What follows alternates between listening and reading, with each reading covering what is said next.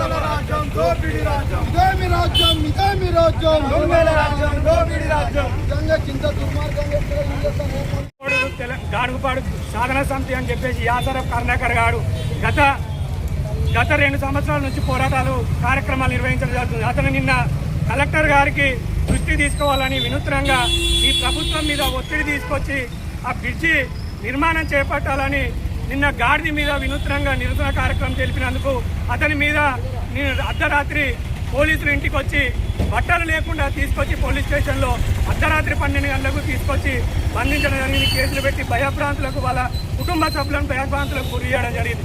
వారితో పాటు ఇంకో 5 సభ్యులను తీసుకొచ్చి జనగాం పోలీస్ స్టేషన్లో ఈ పోలీసులు నిర్బంధించడం జరిగింది. మేము ఈ కాంగ్రెస్ ప్రభుత్వాన్ని ఈ మంత్రులను కోమటిరెడ్డి వెంకటరెడ్డి గారిని, ఇక్కడున్న ప్రాతినిధ్యం వహిస్తున్న ఎంపీ చామల కిరణ్ కుమార్ రెడ్డి గారిని, ఇక్కడ ఎమ్మెల్యే మేము పల్లా రాజేశ్వర రెడ్డి గారిని, కొమ్మూరు ప్రతాప్ రెడ్డి గారిని, ఇక్కడ ఉంది కాంగ్రెస్ ప్రభుత్వాన్ని మేము ఒకటే క్వశ్చన్ చేస్తున్నాము. గత ప్రభుత్వం పనిచేయాలనే ఈ టీఆర్ఎస్ కాకుండా కాంగ్రెస్కు పట్టం కడితే వచ్చి 2.5 సంవత్సరాలు అవుతున్నా కనీసం ఒక 90 లక్షలు పెట్టి జనగామ నుంచి హుస్నాబాద్ కరీంనగర్ పోయే హైవే రోడ్డు కూడా ఒక 90 లక్షలు పెట్టి మీరు నిధులు సమకూర్చలేని దద్దమ్మ ప్రభుత్వం మీద ఉంటేంది, లేకపోతే గాడిద మీద కాదు.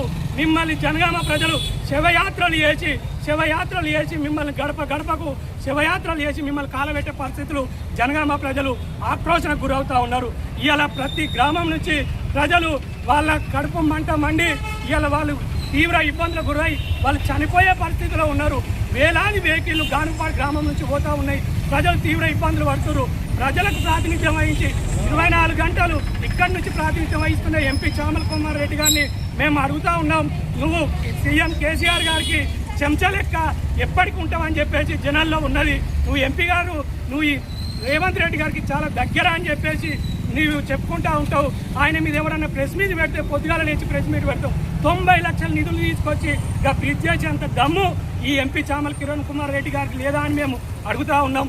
ఇవాళ ఎవరు క్వశ్చన్ చేస్తే వాళ్ళ మీద అక్రమ కేసులు పెట్టి బనాయించి ప్రజాస్వామ్యంలో ఎవరు క్వశ్చన్ చేస్తే వాళ్ళను బెదిరించి మీరు నోరు మూపిస్తా అంటే జనగామ ప్రజలు భయపడే ప్రజలు కాదు. జనగామ ప్రజలు ఎవరు కేసులకు భయపడి అక్రమ కేసులకు భయపడి నోర్లు మూసుకునే ప్రజల పక్షాన బరాబర్ పోరాటాలు చేస్తాం.